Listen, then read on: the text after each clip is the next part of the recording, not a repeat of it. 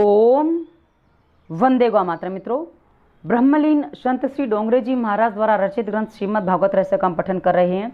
चतुर्थ स्कंद का आज अंतिम अंक है। हमने अभी तक पढ़ा कि राजा परीक्षित शापित होने के बाद सुखदेव जी उनको भागवत की कथा सुना रहे हैं। उसी श्रृंखला में हमने पढ़ा सृष्टि की उत्पत्ति कैसे होती है, उसके बाद मनु महाराज को सौंप दी जाती है। मनु महाराज की वंशावली हमने पढ़ी। हमने ध्रुव का आख्यान पढ़ा कि ध्रुव किस तरह तपस्या आदि करते हैं और उनके वंशजों के में हम प्रचेता की कहानी पढ़ रहे थे। उसी बीच पुरोचन की कहानी आती है जो हमने पिछले अंक में पढ़ी थी। और आज हम आगे बढ़ते हैं, तो पहले मंगलाचरण करते हैं। श्री कृष्ण गोविंद हरे मुरारी, हे नाथ नारायण वासुदेवाय। जय श्री कृष्ण। मित्रों, और आप जिनकी उपासना करते हैं कम से कम एक बार उनका नाम कमेंट में अवश्य लिखिए। आप लिखेंगे, हम पढ़ेंगे, हमारे और बहुत सारे दर्शक पढ़ेंगे। इस प्रकार ईश्वर का उतनी अधिक बार नाम लिया जाएगा, जितनी बार नाम लिया जाएगा उतना ही अधिक आपका, हमारा और समष्टि का कल्याण होगा। चलिए आज की कथा आगे बढ़ाते हैं। स्वामी विद्यारण्य का माँ गायत्री की कृपा, यानी कि स्वामी विद्यारण्य पर माँ गायत्री की कृपा, प्रचेताओं को वरदान और उपदेश। तो आगे बढ़ते हैं। हमने ये वाक्य पिछले अंक में पढ़ा था। 10,000 वर्षों तक प्रचेताओं ने नारायण सरोवर के किनारे जप किया, तभी उनके समक्ष नारायण प्रकट हुए। जप से मन की शुद्धि होती है, जप के बिना जीवन नहीं सुधरता। रामदास स्वामी ने अनुभव से दासबोध में लिखा है कि 13 करोड़ जप करने से ईश्वर के साक्षात दर्शन होते हैं। जप पूर्व जन्मों के पापों को भी जलाता है। जप का फल तत्काल ना मिल पाए तो मानो कि पूर्वजन्म के पाप अभी बाकी हैं, वो पाप अधिक हैं जिनका अभी नाश होना बाकी है। इस विषय में स्वामी विद्यारण्य का दृष्टांत दृष्टव्य है, यानी कि विद्यारण्य का दृष्टांत आपको दिया जा रहा है। स्वामी विद्यारण्य बड़े ही निर्धन थे। अर्थ प्राप्ति हेतु उन्होंने गायत्री मंत्र के 24 पुष्पचरण किए, किंतु अर्थ की प्राप्ति ना हो सकी। अतः उन्होंने थक हार कर संन्यास ले लिया। मतलब उन्होंने 24 पुष्पचरण किए पर उनको धन की प्राप्ति नहीं हुई, तो उन्होंने वो फिर अंत में निराश होकर उन्होंने संन्यास ले लिया कि चलो अब ये अर्थ नहीं मिल रहा तो इसको पीछा करना छोड़ देता हूँ। उस समय उन्हें माता गायत्री के दर्शन हुए। माता ने कहा कि मैं तुम्हें पर प्रसन्न हुई, जो चाहो मांग लो। स्वामी विद्यारण्य ने कहा, माता जी, जब आवश्यकता थी तब आप ना आईं, अब तो आवश्यकता ही क्या है। हाँ, इतना अवश्य बताइए कि उस समय आप क्यों प्रसन्न नहीं हुई थी। माता जी ने कहा, जरा पीछे मुड़कर देख। स्वामी जी ने पीछे देखा तो 24 पर्वत जल रहे थे। उन्होंने माता जी से पूछा, यह क्या कौतुक है। गायत्री माता ने कहा, ये तो तेरे पूर्व जन्मों के पाप हैं जो तेरी तपश्चर्या से जल रहे हैं। 24 पर्वतों के समान महान तेरे पापों को क्षय होते ही मैं शीघ्र आ गई। जब तक पापों का क्षय नहीं होता तब तक जीव को शक्ति नहीं प्राप्त होती, तब तक मेरे दर्शन नहीं होते। अब मित्रों, ये बात भगवत गीता में भी कही गई है और ये माँ गायत्री भी कह रही हैं। मतलब भगवत गीता में एक वचन है जहाँ की तक आपको याद होगा कि श्री कृष्ण ने कहा है कि आप जिस रूप में मुझे भजोगे मैं उसी रूप में आपको प्राप्त होऊंगा। अब आप देवी के रूप में भजो, मुझे मेरे रूप में भजो, या किसी भूत प्रेत के रूप में भजो, मुझे जिस रूप में भजोगे मैं उसी रूप में प्राप्त होऊंगा। तो यहाँ वही बात है, बात सबकी एक ही है। आप स्वरूप कौन सा चुनते हैं ये आपका चुनाव है। आगे बढ़ते हैं। विद्यारण्य ने कहा, माता जी, मैं अब शुद्ध हुआ, अब मुझे कुछ भी मांगना नहीं है। और आगे जाकर उन्होंने पंचदशी नामक वेदांत का उत्तम ग्रंथ लिखा। भगवान नारायण ने प्रचेताओं को दर्शन देकर आज्ञा दी कि तुम विवाह करो। विवाह करना पाप नहीं है, गृहस्थाश्रम भक्ति में बाधक नहीं है, साधक है। 1-2 संतानें होने पर संयम का पालन करो। जब जीवात्मा कई जन्मों में से काम वासना भोग रहा है, यह जीवात्मा कई जन्मों से काम वासना भोग रहा है। विवाह करने से काम सुख की सूक्ष्म वासना भी नष्ट हो जाती है। ईश्वर की माया दो तरह से जीव को मारती है। विवाहित भी पछताता है और अविवाहित भी। मतलब विवाहित सोचता है कि अरे मैं फालतू में फंस गया, और अविवाहित सोचता है कि विवाह करने के बाद कुछ विशेष लाभ मिलता, कुछ विशेष सुख मिलता, और वो उसके लिए परेशान होता है। कहा जाता है ना कि शादी ऐसा लड्डू जो खाए पछता है, ना खाए पछता है। तो भाई करके क्यों ना पछताओ, ऐसी बात भी आ जाती है। मेरी भाभी अक्सर ऐसा कहा करती हैं, तो वाली बात है। आगे बढ़ते हैं। गृहस्थाश्रम का वातावरण ऐसा होता है कि विषमता करनी ही पड़ती है। भगवान ने कहा, रोज़ 3 घंटे नियम पूर्वक मेरा सेवा स्मरण करेंगे तो मैं तुम्हें पाप करने से रुकूंगा और रक्षा भी करूंगा। 3 घंटे सेवा पूजा का मतलब क्या है कि 3 घंटे कम से कम आप ईश्वर का ध्यान करिए। आप जब जाप करते हैं, ईश्वर उसमें आपके मन में, आपके हृदय में उनकी मूर्त आपको दिखाई देनी चाहिए, तब वो ईश्वर का जाप होता है और वो ईश्वर का ध्यान कहा जाता है। इस रूप में आप ले सकते हैं। एक साथ 3 घंटे भगवान स्मरण करने वाले को भगवान पाप करने से रोक लेते हैं। पाप करते समय मन को कुछ खट्टा सा लगे तो मान लो कि प्रभु की साधारण कृपा हुई है। पाप करने की आदत छूट जाए तो समझो कि प्रभु की पूर्ण कृपा हुई है। पाप ना करना ही महान पुण्य ही है। पाप की माता और पिता, माता ममता और पिता लोभ है। पाप की माता ममता है। ममता का तात्पर्य माँ की ममता कहा जाता है, पर ममता का तात्पर्य होता है सब में ममत्व, यानी कि सब कुछ मेरा हो जाए, सब कुछ मेरा है, ये भाव जो होता है, एक सब कुछ हड़प लेने का भाव, वो ममत्व होता है, वो ये ऐसा ममत्व है। और पिता है लोभ, अवश्य उसका त्याग करो। प्रभु सेवा जगत सेवा है। प्रभु सेवा के बिना देश सेवा सफल नहीं होती। अतः रघुनाथ जी की कृपा प्राप्त करने का हमेशा प्रयत्न करो।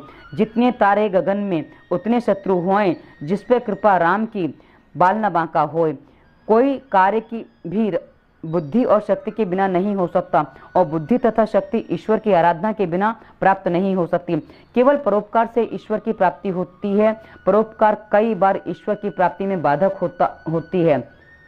परोपकार कई बार ईश्वर की प्राप्ति में बाधक होता है। भरत मुनि को इस प्रकार इस बात का बड़ा अच्छा अनुभव हुआ था। काम का एक अर्थ है 1 घंटा, यानी कि काम का अर्थ है 1 घंटा, प्रहर का अर्थ है 3 घंटा। काम का अर्थ 1 घंटा होता है और ये वो काम नहीं है, ये काम अलग है। मतलब काम की जो आयु मानी गई है वो 1 घंटा मानी गई है। और अब ये उसको मैं कैसे बताऊँ आपको, जैसे प्रहर 3 घंटे का होता है वैसे काम 1 घंटे का होता है, ये मान लीजिए आप। अच्छा, 3 घंटे का। मनुष्य जो को चाहिए कि कम से कम 3 घंटे का जप स्मरण करे। भगवान तुमसे संपत्ति नहीं समय चाहते हैं, उन्हें समय देना ही चाहिए। आजकल समय का सबके पास अभाव है, क्योंकि समय उनको कहीं और व्यर्थ जगह व्यर्थ करना है। लेकिन समय सही जगह लगाएंगे तो सदुपयोग होगा और कभी भी समय का अभाव नहीं होगा। चलिए आगे बढ़ते हैं। दुख का कारण मनुष्य का अपना स्वभाव ही है। स्वभाव को सुधारना बड़ा टेढ़ा काम है। तीर्थ यात्रा से, विष्णु याग से स्वभाव नहीं सुधरता। परमात्मा के ध्यान से जप करने से स्वभाव सुधरता है। अनेक जन्मों में यह जीव पाप करता आया है। पाप करने का स्वभाव भगवान के जप से स्वभाव भगवान की कृपा से ही छूटता है। मतलब हम अनेकों जन्मों से कुछ अभ्यास कर रहे हैं, अब वो एक जन्म के में कैसे छूट जाए, जल्दी कैसे छूट जाए। तो जब ईश्वर की कृपा होती है तो जब आप जाप करते हो तो ईश्वर की कृपा जल्दी होती है, उससे वो छूट जाता है, क्योंकि ध्यान वहाँ चला जाएगा। तो पाप कर्म में देखो, इसका सीधा सा लॉजिक समझो कि जब आपका ध्यान ईश्वर में है, आपका जप में ध्यान है, तो आपका पाप कर्म करने की प्रवृत्ति नहीं बनती, उस तरफ आपका दिमाग नहीं जाएगा, तो आप अपने आप पाप कर्म से छूट जाएंगे। ऐसा कहने का तात्पर्य यहाँ बनता है। इसलिए यदि मन से पूरा जाप किया जाए तो पाप की वृत्ति नहीं बनती है, ये सीधी सी बात है। ग्रस्तों को प्रचेताओं की कथा द्वारा बोध दिया गया। भगवान कहते हैं कि तुम मेरे लिए 3 घंटे खर्च करो, मैं 21 घंटे तुम्हारी रक्षा करूंगा। हे जीव, मैं तुम्हें पाप करने से रुकूंगा। जो मनुष्य भगवत दर्पण बुद्धि से काम करता है और जिसका समय मेरी कथा वार्ता में व्यतीत होता है, उसके लिए गृहस्थ स्वामी होने पर भी घर बंधन कारण नहीं होता। वह इस संसार में कभी नहीं फंसता और यह संसार उसे नहीं फंसा पाता। अन्यथा गृहस्थ आश्रम में कामाशक्ति और अर्थाशक्ति बढ़ती है। सभी को पूर्व के प्रारब्ध अनुसार, यानी कि पूर्व प्रारब्ध के कर्मानुसार ही संतान और संपत्ति की प्राप्ति होती है। अतः उसका हर्ष शोक नहीं मनाना चाहिए। उसकी चिंता छोड़कर भगवान के भजन में लग जाओ। संपत्ति मिली नहीं मिली, संतान मिली नहीं मिली, पर इस जन्म का उद्देश्य क्या है, इस जीवन का उद्देश्य क्या है, वो बताया गया कि भाई ईश्वर प्राप्ति में लग जाओ, भजन में लग जाओ। मन के शुद्ध होने पर जानो कि भगवान की कृपा हुई है, अन्यथा मनुष्य की वृत्ति तो अरहन की, यानी कि अरहन क्या है, वह लोहे का टुकड़ा जिस पर रखकर लोहार लोहे का घन चलाता है, वो अरहन होता है। उसकी चोरी और सुई की भी, दाने की भी चोरी होती है। ऐसी वृत्ति छोड़नी चाहिए। इनकी मनुष्य किसी भी चीज़ की चोरी कर लेता है, उसकी ऐसी सोच होती है कहीं कुछ मिल गया, पड़ा मिल गया, या किसी के यहाँ गया अच्छा लगा तो उठा लेता है, ऐसा कहने का तात्पर्य। तो उससे वह वृत्ति छोड़नी चाहिए। और समलोष्ट कांचन अर्थात मिट्टी पत्थर कंचन एक समान माने तो ऐसी दृष्टि प्राप्त करनी चाहिए। रांका बांका जैसा वैराग्य होना चाहिए। अब रांका बांका कौन है, आप सुनिए। रांका और बांका नामक पति पत्नी कहीं जा रहे थे। रांका आगे था, बांका पीछे चल रही थी। रास्ते में रांका ने देखा कि एक स्वर्ण हार पड़ा हुआ है। उसने सोचा कि हार को देखकर बांका की दृष्टि और मति कहीं भ्रष्ट हो जाए, इससे अच्छा उस पर धूल ढक देता हूँ। उसे ऐसा कर, अब वो धूल ढकने लगा तो उसे ऐसा करते देखा। बांका ने पूछा कि तुम यह धूल इकट्ठी क्यों कर रहे हो? रांका ने कहा कि वैसे तो कोई विशेष बात नहीं है, किंतु बांका ने जब सच्ची बात जानी तो उसने कहा, धूल को धूल से क्यों ढक रहे हो? अब मतलब रांका ने तो सोचा था कि भाई हार देख के विचलित ना हो जाए, इसका मन ना बिगड़ जाए, इससे अच्छा इस पे धूल डाल देता हूँ। तो बांका सीधा कहती है, धूल पे धूल क्यों डाल रहे हो? धूल को धूल से क्यों ढक रहे हो? मतलब बांका के लिए तो वो हार धूल के समान ही है। क्या अभी तक तुम्हारी दृष्टि में सुवर्ण और धूल में भेद है? ये भिन्न वस्तुएं हैं। ऐसी भावना तुम्हारे मन में कैसे रह गई? तो रांका ने कहा, तू तो मुझसे भी आगे बढ़ गई। तेरा वैराग्य तो बांका है और पत्नी का नाम ही बांका पड़ गया। संतों के नाम में धूल और सुवर्ण, संतों के मन में धूल और स्वर्ण एक समान होते हैं। ऐसा ही अनासक्ति भाव होना चाहिए। किए हुए सत्कर्मों को, पुण्यों को भूल जाओ। पुण्य का अहंकार अच्छी बात नहीं है। इस अहंकार के गए बिना चित्त शुद्धि संभव नहीं है। पुण्य को भूल जाओ, किंतु अपने द्वारा किए हुए पापों को सदा सर्वदा याद रखो। जैसे विदुर जी ने अपने पिछले जन्म के याद रखे थे और वो हर जगह अपने आप को कहते थे, मैं पापी हूँ, अधम हूँ, नीच हूँ, इसलिए मुझे ये सब नहीं हो रहा, क्योंकि उन्होंने पिछले जन्म में जो किया था उनको अच्छे से याद था। ये बात है। महाभारत में वर्णित राजा ययाति का उदाहरण द्रष्टव्य है।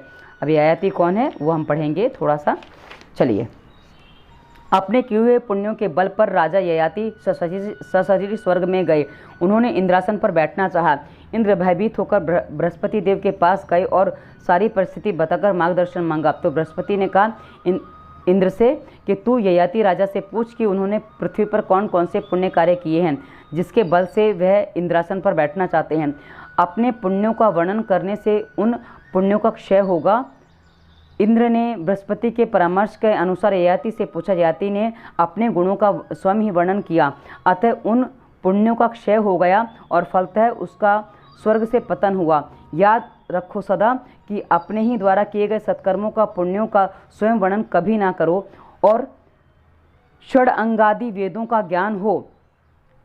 सदैव ये याद रखो कि षड अंगादि वेदों का ज्ञान हो, शास्त्र वर्णित सर्व विद्या मुखस्थ हो, कवि तो वही मई वाणी में सुंदर गद्य पद्य रचने की शक्ति हो, किंतु चित्त हरि चरण में लगा हुआ ना हो तो सभी का अर्थ व्यर्थ है, कुछ किसी काम का नहीं। मतलब इतना सब कुछ हो, सब कुछ आपके पास, वाणी भी अच्छी, सब कुछ ज्ञान है, लेकिन यदि चित्त भगवान में नहीं लगा तो कुछ नहीं है।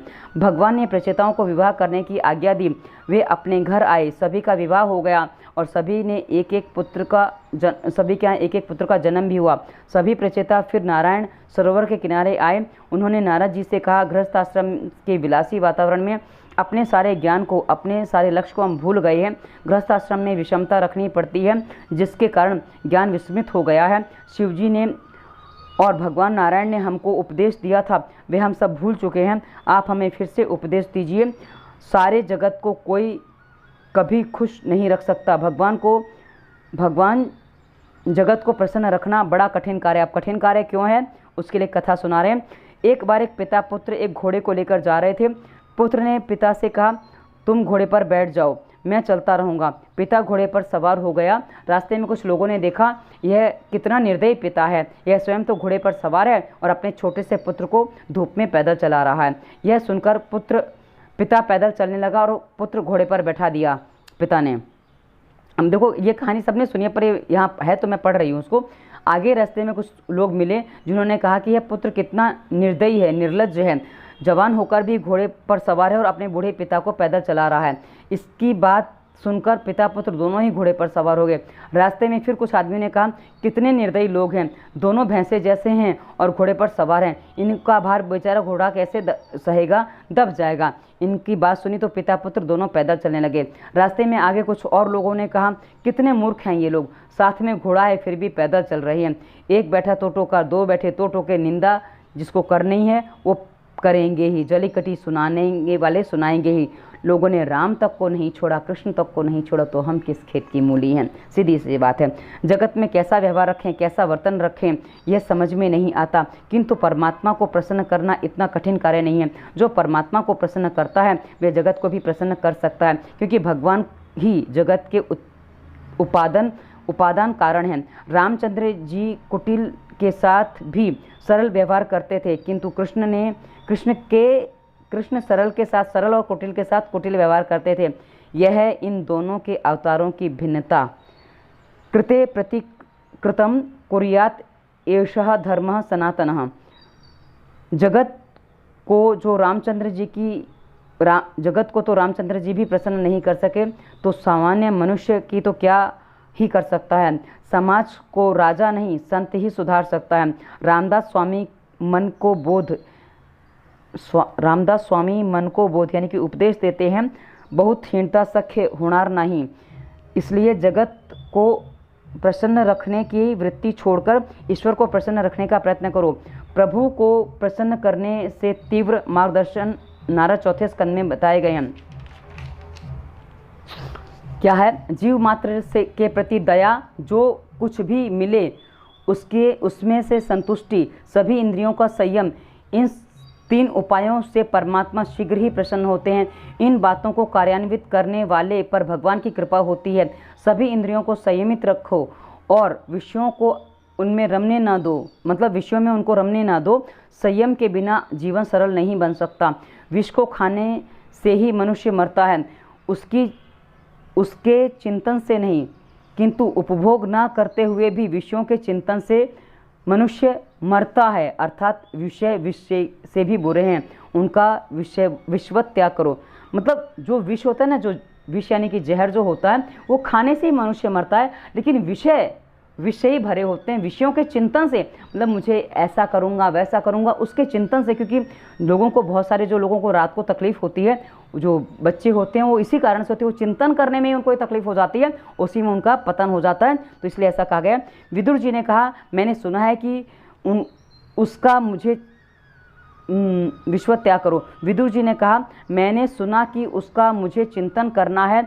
मैं ही ईश्वर से भिन्न हो गया हूँ, मैं ही पुरंजन हूँ, ऐसा सोचकर कथा का बार बार चिंतन करो। मैत्रेय जी ने विदुर जी को यह कथा सुनाई। विदुर जी को मुक्ति मिली। प्रचेताओं की कथा वक्ता और श्रोताओं के पापों को जलाती है। चलिए, आज की कथा और चौथा स्कंद यहाँ पूर्ण होता है। आज की कथा को हम यहाँ विराम देते हैं। विराम देने से पहले एक छोटी सी बात आपसे कहनी है कि देने वाले ने दिया, ईश्वर है देने वाला, देने वाले ने दिया, वह भी दिया किस शान से, मेरा है ये लेने वाला कह उठा अभिमान से। मैं नहीं मेरा नहीं, ये तन किसी का है दिया, जो कुछ अपने पास है वो सब प्रभु का है दिया। ये ऐसी बात है मित्रों, तो हमें यही मान के अपने जीवन को जीना है। तो आज की कथा को यहीं विराम देते हैं। श्री कृष्ण गोविंद हरे मुरारी हे नाथ नारायण वासुदेवाय। अगली बार हम 5वां स्कंद आरंभ करेंगे। धन्यवाद। वंदे मातरम।